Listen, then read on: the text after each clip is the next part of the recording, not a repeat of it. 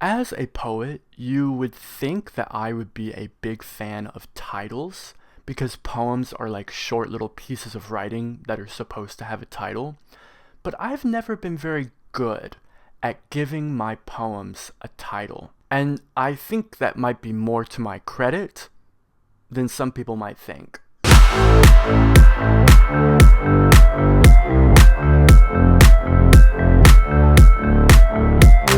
Today, I wanted to talk about why it is so dangerous for people to immediately try to title the era of history that we are in currently. Yanis Varoufakis, a left-wing writer, thinker, and previous politician in Greece, wrote a book about what he called technofeudalism. Basically, what he says in the book is that we no longer live in a global structure of capitalism. Rather, we live in what he calls a techno-feudalism. What Varoufakis says is that capitalism is over, and the world is now more about feudal states that are headed by these huge tech and commerce companies, such as Apple, Facebook, Amazon, whatever the hell Elon Musk owns, that sort of thing. Humans are not so much living in a world where we're trying to accumulate capital as individuals to a point where we're able to compete with one another.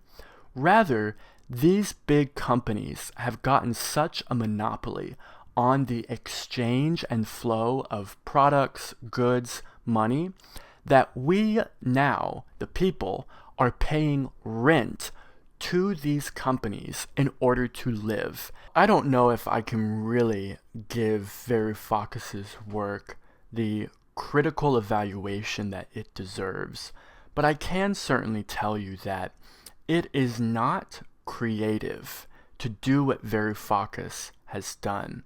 It's not creative to look at the world that you live in and try to give it some kind of title in order to understand it better. Yes, having the title techno-feudalism to engage with our political and economic structure today can shift a person's perspective, and I think there's value in that.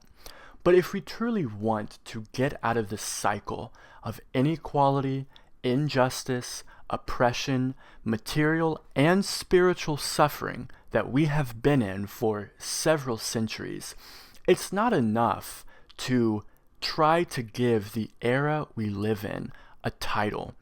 Instead of trying to do this top-down sort of critical analysis of the world we live in and say, it's techno-feudalism. Okay, from there, what do we do? No, it needs to be the opposite.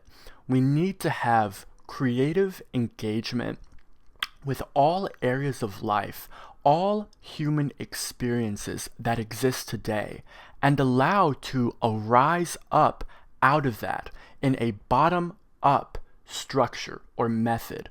Having this bottom-up structure to the way we think, engage, and create is what will allow us to truly start instigating change in the world.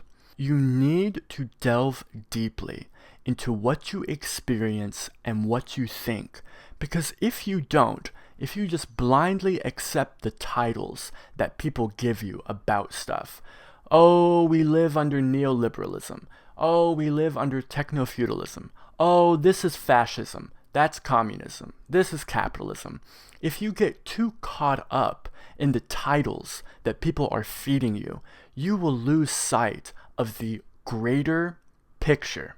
Don't lose sight of the forest for the trees.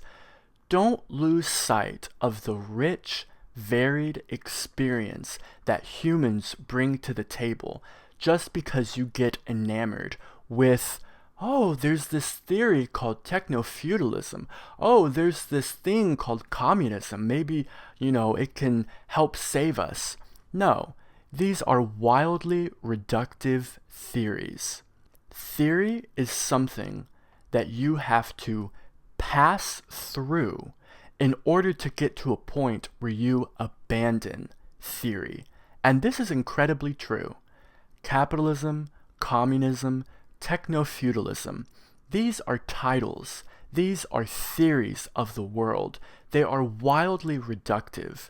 And if you want to make change in the world, and I know you do, you can't allow yourself to rely on, oh, this title for how the world works, and that's it, and we just have to follow the theory.